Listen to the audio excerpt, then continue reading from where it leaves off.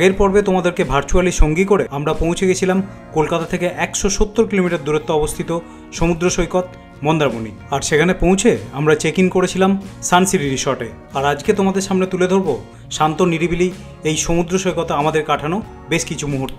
সমুদ্রের ধারে বেশ কিছুক্ষণ সময় কাটানোর পরে আমরা ফিরে যাব সানসিটি রিসর্টে। আর রিসর্টে ফিরে গিয়ে তোমাদেরকে ঘুরিয়ে দেখাবো এখানে থাকা খাওয়ার ব্যবস্থাপনা সম্পর্কে সমস্ত তথ্য। দুপুরবেলায় লাঞ্চ কমপ্লিট করার পরে আমরা সমুদ্র সৈকতে আরও বেশ কিছুক্ষণ সময় কাটানোর পরে শুরু করলাম আমাদের রিটার্ন জার্নি কলকাতার উদ্দেশ্যে। তাহলে চলো দেরি না করে আজকের জার্নিটা শুরু করা যাক।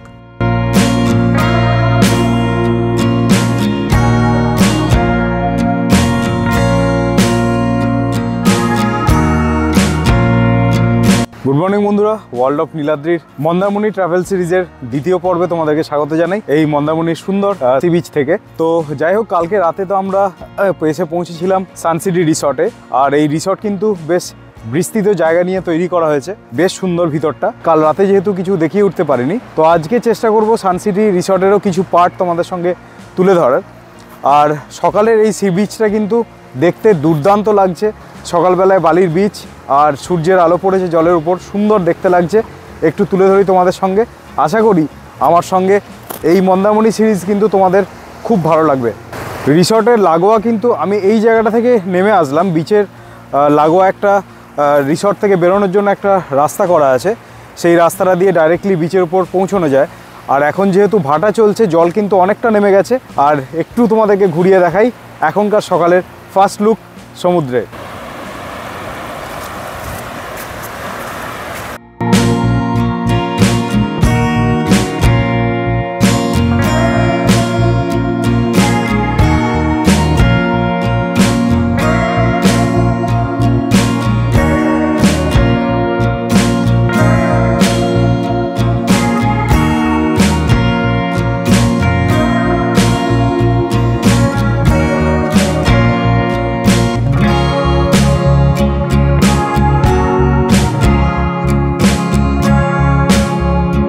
তো একটু আগে যেটা তোমাদেরকে বলছিলাম, বঙ্গোপসাগরের উপরে এই সি বিচ কিন্তু খুব ফেমাস। মূলত কয়েকটি কারণে এই মন্দারমণি সি বিচকে লোকজন একটু বেশি প্রেফার করে। কারণ হচ্ছে দীঘা বা তাজপুর এগুলোর থেকে তুলনামূলক ভিড় সবসময় একটু কম থাকে। আর এই বিচের ঢেউ কিন্তু অনেক শান্ত, তাই স্নান করার পক্ষে বেশ ভালো লাগে, এনজয় করা যায়। সেক্ষেত্রে অনেক মানুষই এখানে এই মন্দারমণি বিচকে কিন্তু প্রেফার করে। এখানে প্রচুর হোটেল অপশানস আছে, আপনারা যদি বুক করে নাও আসেন অবশ্যই এখানে এসে বুকিং পেয়ে যাবেন। আর এরকম কিছু বিচ রিসর্ট আছে যেগুলো সমুদ্রের একদম লাগোয়া, আর তাদের নিজস্ব রিসর্ট থেকে সমুদ্রে যাওয়ার অপশানসটাও খুব কাছেই। তো সেগুলো প্রেফার করলে আরও ভালো লাগবে তোমাদের। আমি সানসিটি রিসর্টটা একটু তোমাদেরকে একটু পরে ঘুরিয়ে দেখাবো, সঙ্গে থাকো আর এনজয় করো আমাদের এই সি বিচের সাইডে সকালের জার্নি। সকালবেলায় কিন্তু ঢেউয়ের পরিমাণ একটু কম ছিল, আস্তে আস্তে দেখছি ঢেউগুলো বাড়ছে আর জলটা কিন্তু এগিয়ে আসতে শুরু করেছে। আগে যতটা দূরে ছিল এখন কিন্তু অনেকটাই কাছে চলে এসছে। যাই হোক, আমরা এখানে কিছু হর্স রাইড বা নর্মাল স্পোর্টস বাইকের যে রাইডগুলো আছে একটু আমরা ওখানে চেষ্টা করছি ওখানে চড়ে দেখার। ফ্যামিলি মেম্বার্সরাও চাপছে, এনজয় করছে। এখানে মোটামুটি সবাই রয়েছে। এখানে প্রত্যেকে এখন এসে ওই বোট রাইড যেগুলো আছে, হর্স রাইড, সেগুলো আমরা করার চেষ্টা করছি।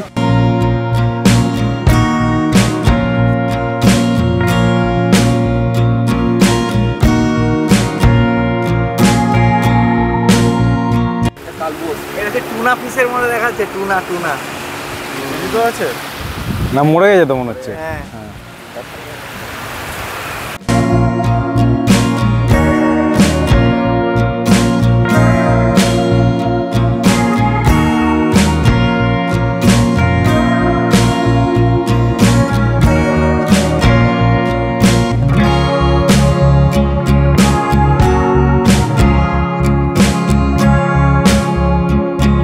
আজকের সকালের সমস্ত রাইড কমপ্লিট করে আমরা এখন ফিরে যাচ্ছি হোটেলের দিকে। এখন ঘড়িতে সময় মোটামুটি সকাল 9:05। আদ্রিতের শরীরটা আজকে একটু খারাপ, একটু পরে ওকে নিয়ে আসবো, সকালে এই ঠান্ডা হাওয়াতে ওকে বের করে নিই। তো চলো সবার সাথে এখন সমুদ্র থেকে রিসর্টে ফিরে যাই, তারপর রিসর্টটা তোমাদেরকে ঘুরিয়ে দেখাচ্ছি।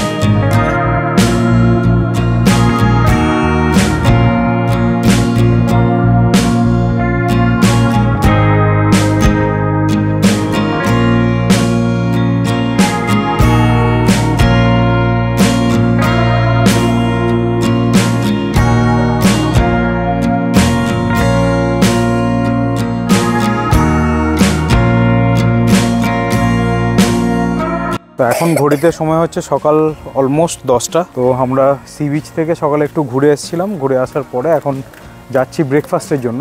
তো চলো ব্রেকফাস্ট পর্ব কমপ্লিট করে আবার জুড়ে থাকছি তোমাদের সঙ্গে। কালকে রাতে আমরা যখন চেক ইন করেছিলাম ঠিক এই জায়গাটা থেকে আমরা চেক ইন করেছিলাম। এই আগে রয়েছে রিসেপশন এরিয়া, আর এই দিকে রয়েছে সেল হাউসগুলো আমরা যেখানে উঠেছি আজকে। আর সামনে একটা বড় পুল মতো আছে, আগেও একটা সুইমিং পুল আছে যেটা তোমাদেরকে পরে ঘুরিয়ে আমি দেখাচ্ছি। তো এখন রয়েছি এই সানরাইজ সিটির ভিতরে যে রেস্টুরেন্ট রয়েছে সকালে ব্রেকফাস্টের জন্য। তোমাদেরকে একটু রেস্টুরেন্টটা ঘুরিয়ে দেখাই।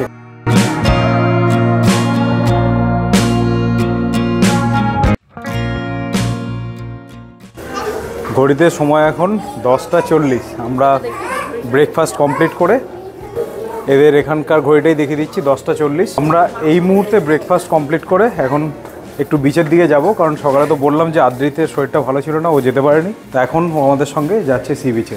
তো চলো যাই, আরেকবার সি বিচটা তোমাদেরকে দেখিয়ে দিই। তো রিসেপশন এরিয়াটা এদিক থেকে এসে যদি আমরা জাস্ট লেফট টার্ন নিই, কালকে এই জায়গাটাতে আমাদের রাতের বেলা রিক্রিয়েশন প্রোগ্রামটা ছিল। আর এই দিকে রয়েছে আরেকটা গেট রিসর্টের, এই ফ্রন্ট গেটটা বন্ধ থাকে। আর এই যে গেটটা রয়েছে আগে গেটটা, ওই গেটটা থেকে আমরা সি বিচের দিকে নেমে যাওয়ার প্রভিশন আছে।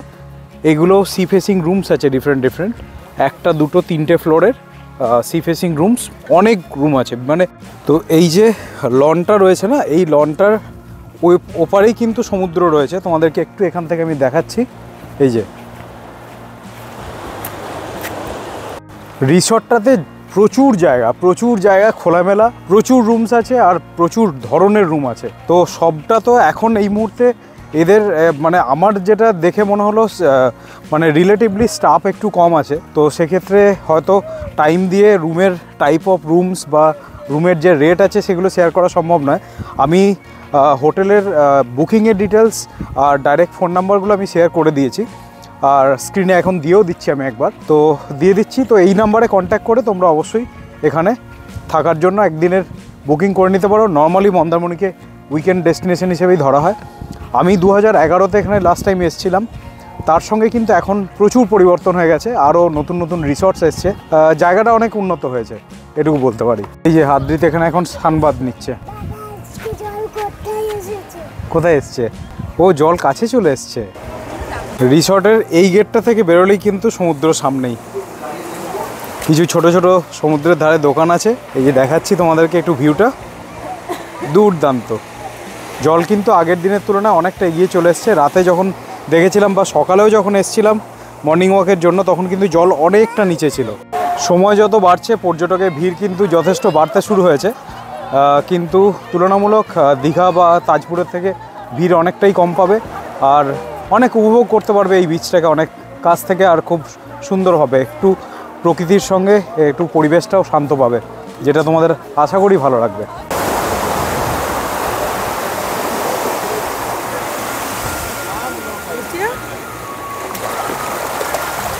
তো আমরা এখন এই ভাইয়ের কাছ থেকে নিচ্ছি একটা ডাবের ব্রেক, আর এটা নিয়ে আমরা এখন এই সি বিচটা একটু ঘোরাফেরা করব, ঘোরাফেরা করে আবার রিসর্টে ফিরে যাব, এই আপাতত প্ল্যান।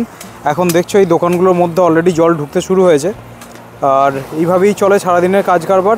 এখানে দোকানের বিভিন্ন রকম মালপত্র বিক্রি হয়, চাউমিন এইসব সমস্ত কিছু অ্যাভেলেবেল আছে, যেরকম 8-5টা সি বিচে হয় আর কি, সেইভাবেই এই মন্দারমণির সি বিচ।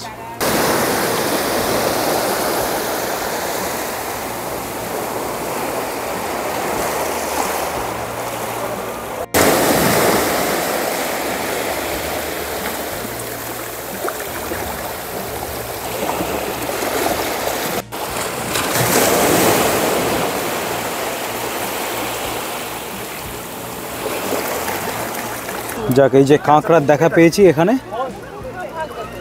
এই যে দেখো, এগুলো কিন্তু এখানে এরকম দোকানের মধ্যে রাখা আছে।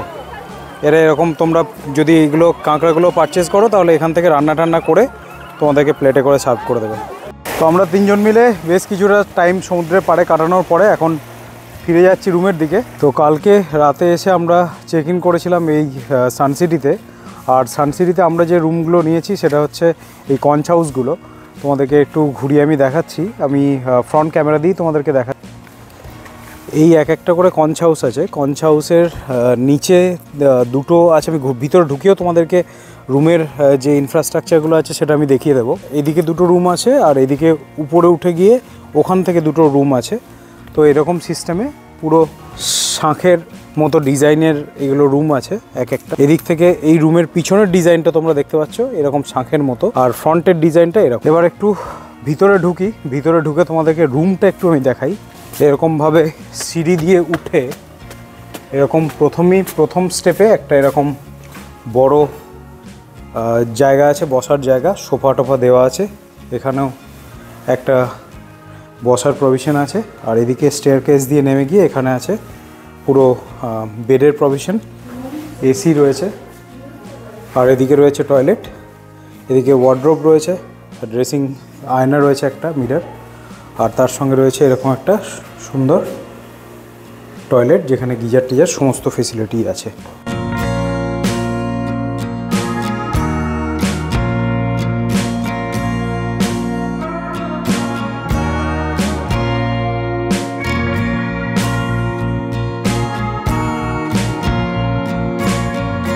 তো ঘড়িতে সময় এখন দুপুর 2টো। আমরা এই চেক আউট করছি এই সানসিটি থেকে। তো চলো লাঞ্চও আমাদের almost complete half an hour আগে।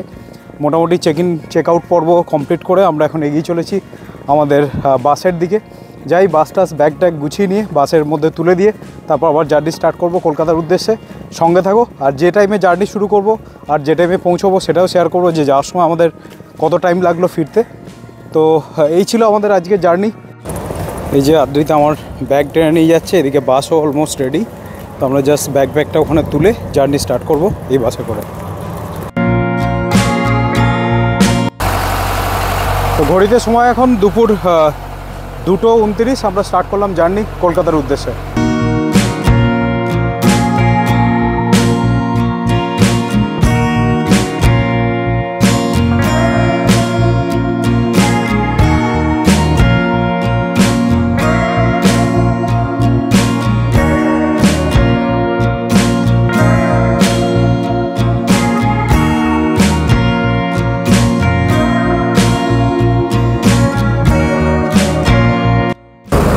তো ঘড়িতে সময় এখন 4:10। আমরা একটু আগে চণ্ডীপুর টোল প্লাজাটা ক্রস করলাম, আর ওখানেই ছিল কৌস্তবের বাড়ি। কৌস্তব ওখানে আজকে রাতটা থেকে আবার কালকে সকালে অফিস গিয়ে পৌঁছবে। যাই হোক, তো এই মুহূর্তে আমরা এগিয়ে চলেছি কোলাঘাটের দিকে। আর কোলাঘাট পৌঁছে আমরা একটা ওখানে যে কোনো একটা শেরি পাঞ্জাব বা কোনো একটা ধাবা থেকে একটা চায়ের ব্রেক নেব। আর চায়ের ব্রেক নেওয়ার পরে আমরা আবার জার্নি স্টার্ট করবো কলকাতার উদ্দেশ্যে। এই আমাদের আপাতত প্ল্যান। সঙ্গে থাকো আর দেখতে থাকো আমাদের রিটার্ন জার্নি শেষ পর্যন্ত।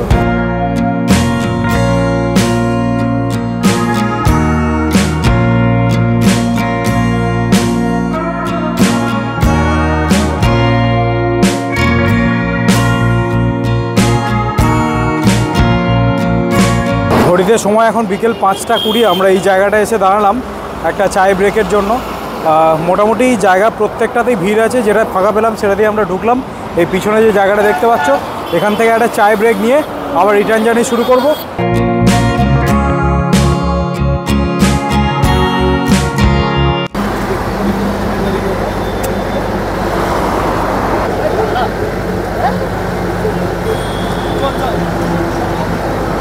ঘড়িতে সময় এখন 5:45। আমরা এখান থেকে জার্নি স্টার্ট করছি আবার কলকাতার উদ্দেশ্যে একটা 10-15 মিনিটের ছোট্ট ব্রেকের পরে।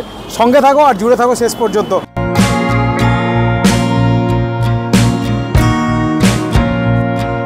ঘড়িতে সময় এখন মোটামুটি 7:30 আর আমরা পৌঁছালাম এখন কৈখালি। আমি এখন পৌঁছবো টাটা মেডিকেল সেন্টারে, ওখান থেকে গাড়ি নিয়ে ব্যাক করবো আবার কৈখালিতে।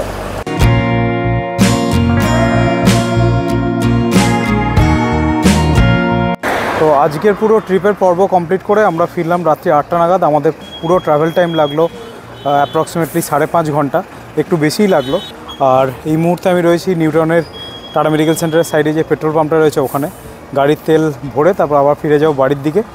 এই আমাদের ছিল আজকের টোটাল জার্নির পর্ব। আশা করি আজকের জার্নিটা তোমরা খুব এনজয় করেছো। আর আজকের জার্নিটা যদি ভালো লেগে থাকে তাহলে একটু লাইক শেয়ার সাবস্ক্রাইব করে দিও। আর দেখা হচ্ছে পরবর্তী ব্লগে। Till then tata, take care, good night from Kolkata.